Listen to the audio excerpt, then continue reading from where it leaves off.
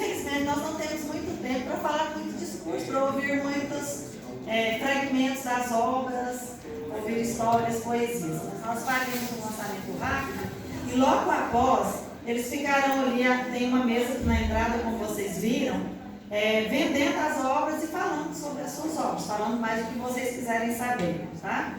Então, para falar, já para a gente começar esse lançamento, eu vou convidar a primeira escritora, eles mesmos se apresentam, eles mesmos falam da obra, porque como o nosso tempo é rápido, então não vamos perder o tempo com explicações e outras considerações, né? Então, para iniciar o nosso lançamento de livros na 11ª Semana de Integração da UEG Inhumas, a gente gosta de falar assim, né? Da UEG Inhumas, eu convido a professora Luana Luterman.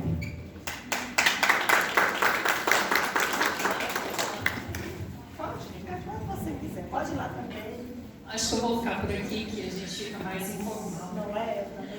Oi, pessoal, boa noite, tudo bom? Boa tarde, hoje é tarde, né? Tarde. O convite da 11ª Semana de Integração da Umas, né? Agradecer por lançar aqui pela primeira vez o meu livro, que é a minha tese. Agradecer a professora Vera essa sessão de lançamento de livros. Quero cumprimentar aqui os meus colegas escritores, Paulo Rolim e o Ailton Correia, agora Ito Pedra Grande, acabei de descobrir. Coisa boa, depois ele vai explicar para vocês. Marco André está chegando daqui a pouco, né? Então, pessoal, eu não sou essa que consegue escrever poesias, né? Eu acho que isso é para quem é mais sensível e eu acho que eu sou meio bruta. Então, na base da brutalidade, saiu de mim esse primeiro filho, chamado... Primeiro não, acho que é o terceiro, já perdi as contas, né, dos filhos científicos que eu tenho. Que é O Corpo em Cena, a emergência do sujeito inscrito em enunciados tridimensionais. É a minha tese de doutorado, que foi finalizada em 2014. Vai fazer já quanto tempo? Eu nem sei mais. 9 anos. Obrigada pelo cálculo rápido da matemática também, além de ser da literatura. E essa tese é uma tese em que eu trabalho com um corpus de pesquisa que na época era bem diferente para mim. Eu sempre falo para os meus orientandos que a gente precisa pesquisar aquilo de que a gente gosta, né? Que chama atenção, fala, nossa, que negócio diferente, vamos estudar isso. Então eu vi um outdoor com um efeito tridimensional, era da escola, adoro cerveja, e aí eu vi um negócio fazendo assim, indo e voltando, falei, nossa, escola 360, que diferente isso. Depois eu vi outros outdoors com efeitos 3D, que saíam daquela convenção bidimensional, né, de altura e largura. Tinha uma coisa assim que ia e voltava, enfim, uma terceira dimensão. E aí eu achei aquilo interessante e pensei, bom, vamos ver se eu encontro uma regularidade em meio à dispersão de enunciados, tal como Foucault nos ensinou na Arqueologia do Saber de 1969. E encontrei, além dos outdoors com efeito 3D, também a exposição de arte contemporânea de Os Gêmeos, que eu fui visitar no CCBB em Brasília.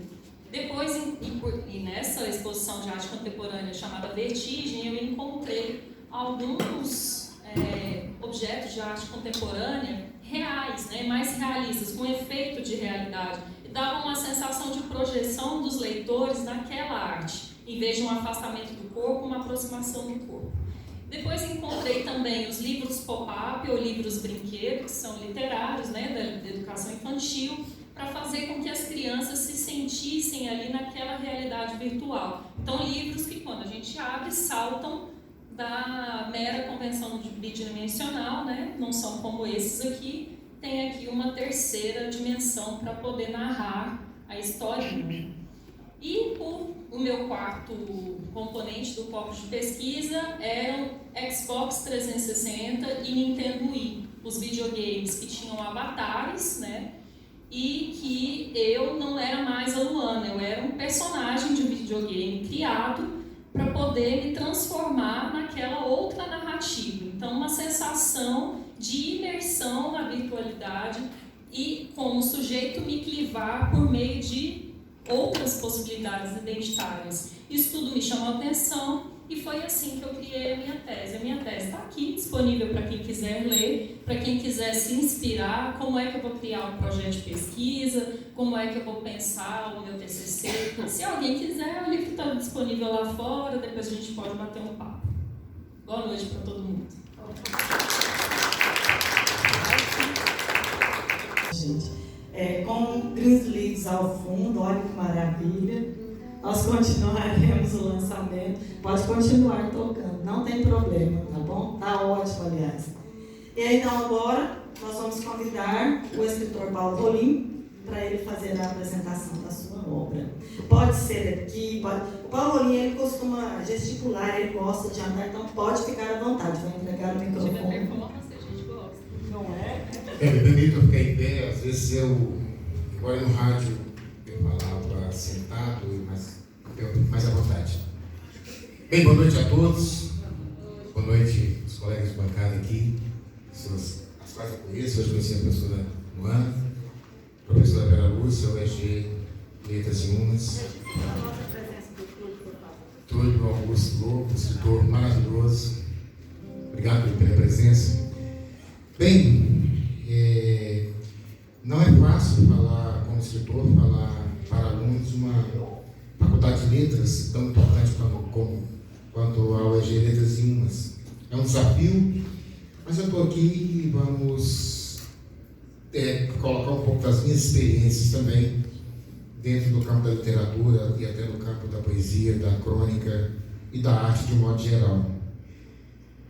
Eu vou falar primeiro brevemente sobre minha trajetória como escritor, e eu digo que antes de escritor, eu fui leitor, eu adquiri o gosto pela leitura. Com tenra idade, com 6 anos, eu aprendi a ler um pouco do ambiente que eu vivia, ambiente de uma escola rural que meu pai mantinha, na longínqua e pequena fazenda Nova América, situada na cidade de Araguaçu, então norte, noroeste de Goiás, hoje sul do Tocantins. E papai era um homem além do tempo, um homem que depois de um dia de trabalho na roça, ele se permitia ao menos 2 vezes na semana se postar diante de um rádio, do velho rádio ABC A Voz de Ouro, e ali durante meia hora eu vi um programa da BBC de Londres, de 19 às 19h30, contrariando a tradição de se ouvir a hora do Brasil, aspas, né? Ou a Voz do Brasil, como é o nome oficial do programa. E aquele programa da BBC de Londres era voltado para transmitir canções, melodias de Johann Sebastian Bach para as antenas da potência da emissora, direcionadas para a América Latina. E papai se postava ali durante meia hora, com o violão debaixo do braço, ouvia e depois tirava de ouvido aquelas canções. Era assim que a maneira dele tocava Jesus, a Alegria dos Homens e outras não menos belas canções de Bach. Esse ambiente, além disso, papai mantinha uma escola rural durante 3 dias da semana. Ele recebia os vizinhos, filhos trabalhadores da roça ali para que eles não ficassem naquele limbo da ignorância. A escola, diga-se, era mantida precariamente pela prefeitura da cidade e que praticamente meu pai cedia o tempo dele, nunca recebeu salário, a prefeitura não pagava, mas tudo bem, isso é outra história. Mas papai cumpriu sua missão durante 2 anos. Até um fato interessante, que talvez esse fato tenha remontado agora, de alguma forma, em algumas pessoas, algumas famílias. Eu me lembro muito bem dessa manhã, que era muito novo, mas chegaram 2 jipes lá, um jipe com soldados fardados do exército e outro com a paisana procurando pelo meu pai. Chegaram na porta da casa. E cadê Nezinho América, mora aqui e tal, assim, onde está? Está na roça, está em tal lugar, está ali, está, de graça ele estava onde meu pai estava. Eles resolveram ir até lá e minha mãe corajosamente me pegou e foi até lá. E acompanhou, mas eles trataram a gente bem, não trataram como normalmente tratariam. E só queria saber o que meu pai estava fazendo, ensinando agricultores, filhos de agricultores, filhos agregados ali, o que eles estavam fazendo, meu pai estava fazendo e querendo ensiná-los a ler. Meu pai falou para tirá-los da ignorância. E na contínuo eles foram embora. Então eram esses desafios que o papai enfrentava, e com isso, estar nesse ambiente me tornou muito, vivendo as influências do meu pai, as cantigas da minha mãe, e isso me tornou muito adepto de gostar de arte, de cultura, desde a arte mais simples até a arte mais sofisticada, como depois veio a acontecer.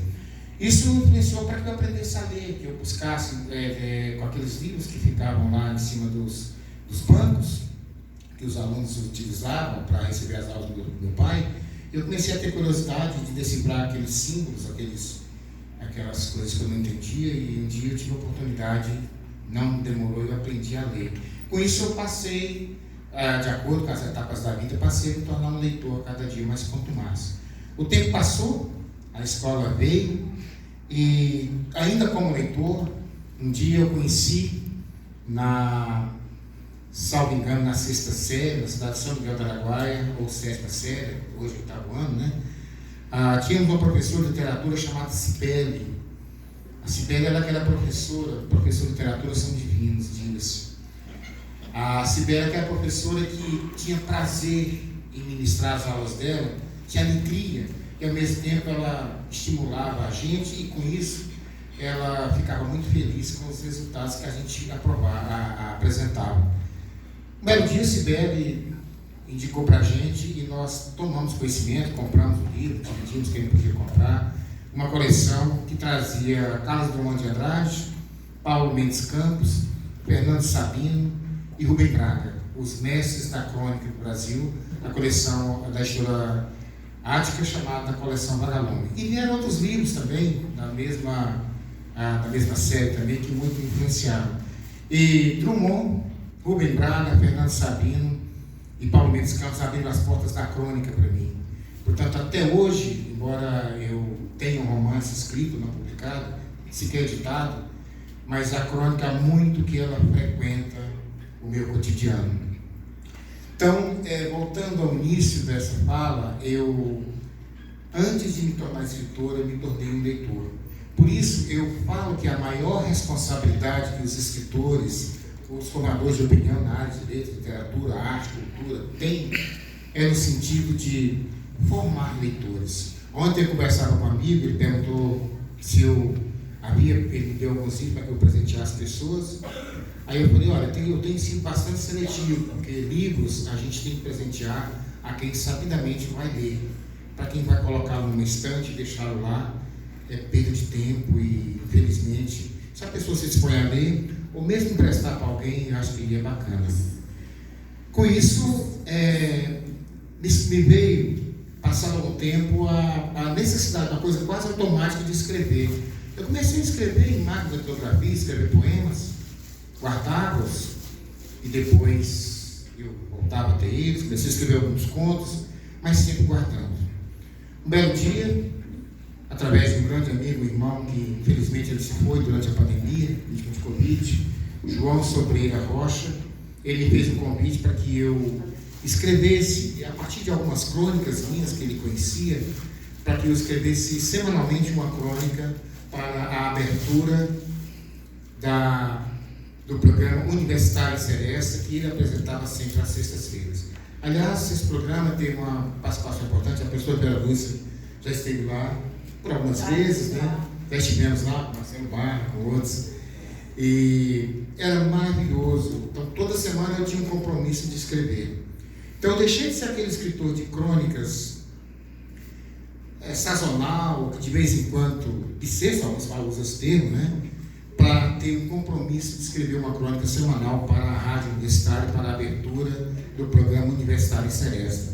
E com o advento da internet, de redes sociais como o Twitter, que foi a primeira que nós militamos, a audiência da rádio passou a ser em todo o Brasil, e tudo que a internet tinha de bom proporcionou, nós utilizamos e obtivemos um público muito grande a partir disso. E as crônicas, aliada ao saudosismo, à nostalgia que as canções de Seresta traziam,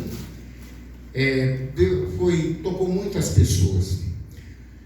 Portanto, esse foi a minha trajetória, como eu comecei a escrever. Agora, eu gostaria de falar sobre Em Noite de Seresta e Poesia, que a gente está lançando aqui hoje. Aliás, muito obrigado à professora Vera Lúcia, ao EG Umas, a todos que colaboram, as pessoas que estão nos ajudando. Esse livro não aconteceu de um estalo, esse livro ele foi gestado durante um longo período, até porque eu relutava em publicar. Mas esse livro ele começou a ser produzido, a ser escrito, na verdade, através do programa Universitário em Seresta, através da voz maravilhosa do João Sobreira Rocha. Depois também ele passou a acontecer através das páginas do Jornal Diário da Manhã, também do suplemento do Campo do Jornal Popular, Jornal do Tocantins, e por 2 vezes do suplemento Megazine, do Jornal Globo do Rio de Janeiro, e também do suplemento de domingo da Folha Ilustrada da Folha de São Paulo. Então, esse livro passou por esses locais. Antes que ele acontecesse, ele transitou por esses locais altamente culturais. Em 2018, eu já publicando semanalmente nos jornais, também publicando, na rádio era a publicação também, embora vocal, né, oral, a editora Kelps me fez um convite para que participasse da 9ª edição do Goiânia em Prosa e Verso. O seu Antônio, o saudoso seu Antônio, Antônio Almeida, fundador da editora Kelps, ele me ligou e eu falei: Antônio, eu não quero publicar. Tá, vou passar para o Felipe. Felipe é um rapaz que trabalha lá, é sobrinho dele também. E com o Felipe eu me entendi e resolvi publicar. Ele pediu o nome de crônicas. Foi difícil escolher dentre tantas crônicas, né, já escritas e publicadas, porque para mim todas eram maravilhosas, mas eu consegui traduzir aqui. E depois foi a busca pelo título. Eu quis muito fazer uma homenagem ao Universitário em Seresta, e também que eu trouxesse poesia também no conteúdo. Porque vale lembrar que o meu estilo de crônica, talvez seja muita pretensão afirmar isso, mas eu enveredo pela crônica poética. A crônica, o que é a crônica tecnicamente? É um relato de acontecido, de um fato corriqueiro, de algo que acontece. Porém, eu sempre fiz questão de incluir nesses meus textos nuances de poesia, nuances, temas poéticos, temas de onde eu conseguia às vezes ver poesia em coisas impossíveis, mas eu lia, isso passou a ser um hábito, e em determinados momentos passou a haver uma certa facilidade para que eu conseguisse colocar isso.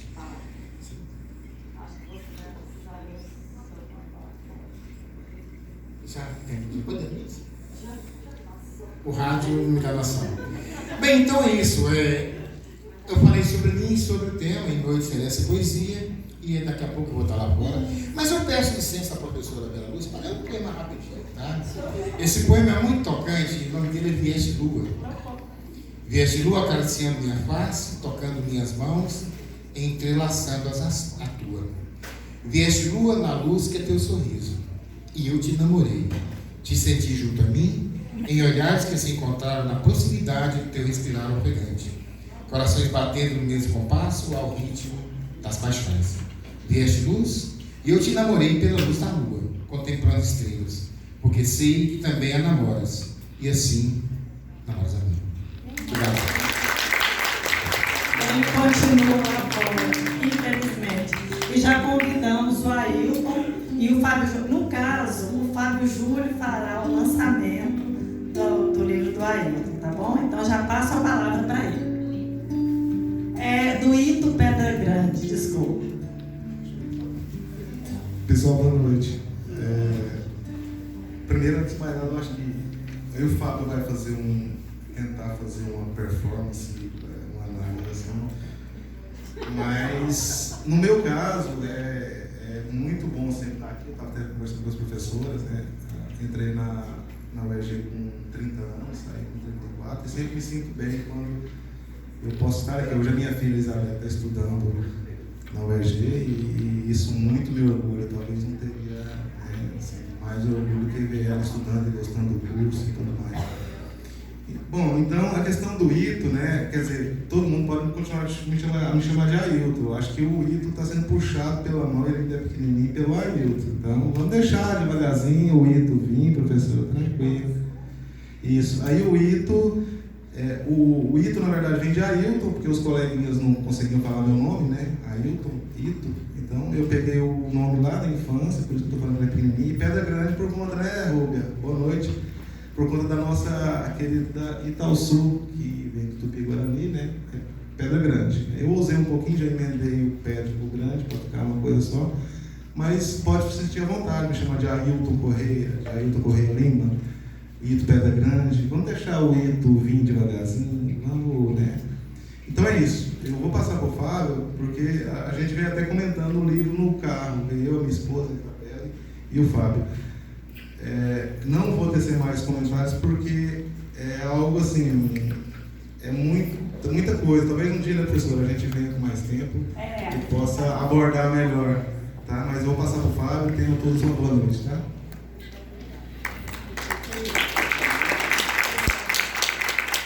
Boa noite.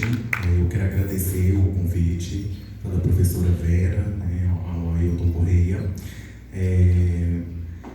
Também por ser egresso da UEG e também por ser crítico literário da produção do Ailton. Então, durante o mestrado, eu produzi artigos científicos, né, e a minha dissertação com base num livro de poesia dele.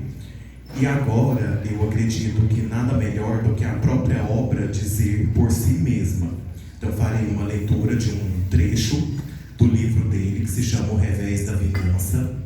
É um livro publicado recentemente e traz em seu enredo a história, né, do Limiro, que é um fiscal sanitário que atua ali no período do ápice da pandemia da Covid-19.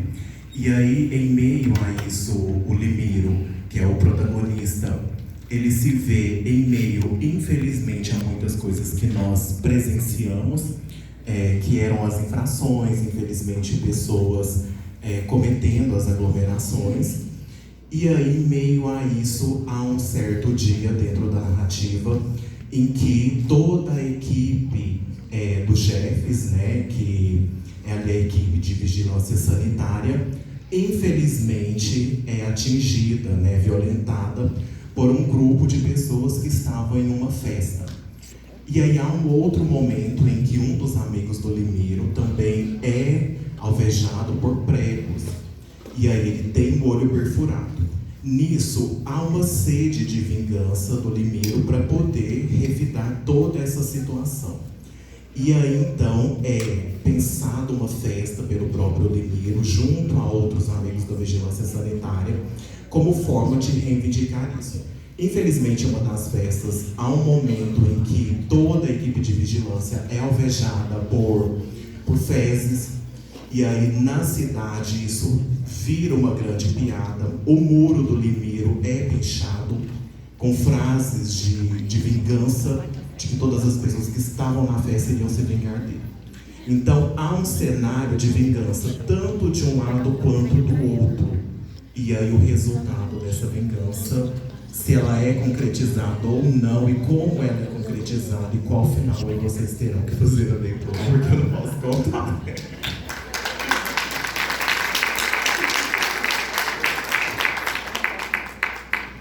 Mas assim, a obra traz muitos detalhes, né? Uma riqueza de detalhes que aí, fazendo a leitura, vocês vão conseguir perceber, né, melhor. Pela madrugada adentro, as câmeras blindadas para suportar a explosão, 3 posicionadas estrategicamente, 2 em cada lado e uma focalizando Givanildo, registraram os jovens despertando-se em lamúrias e gemidos, sem ter como saírem da terrível trama, tal qual uma teia deles mesmos, alguns tendo alguma força, embora os efeitos dos soníferos afetassem a parte motora, ao tentarem se desgrudar, tinham as peles rasgadas. Então, o restante, né, aí vocês terão que adquirir o livro e fazer a leitura. Muito obrigado pelo convite. Viu isso, né? Observar por que o Ailton traz o Fábio Júlio. Ele é assim mesmo, ele deixa a gente no suspense. Bom, pessoal, nós temos mais um escritor, só que ele está vindo de Goiânia e ele pegou um trânsito, então acho que ele ainda não está, né, Gil?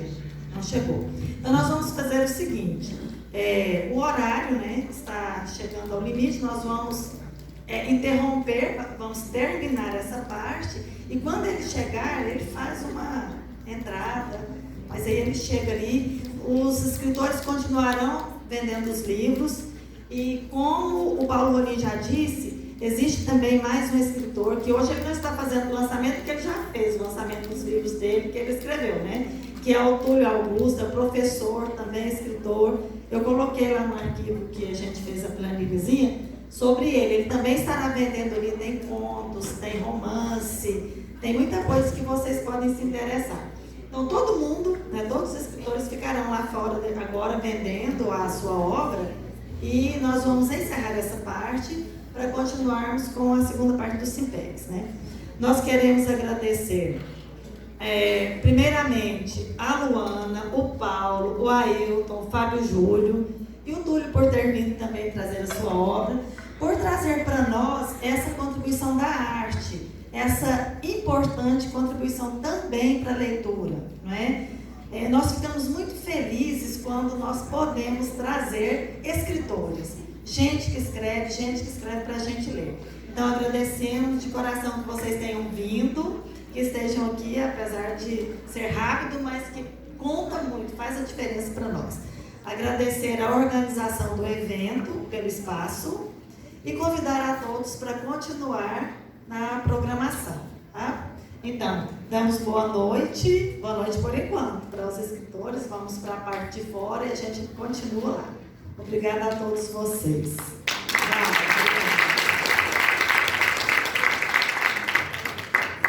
A gente vai sair ao som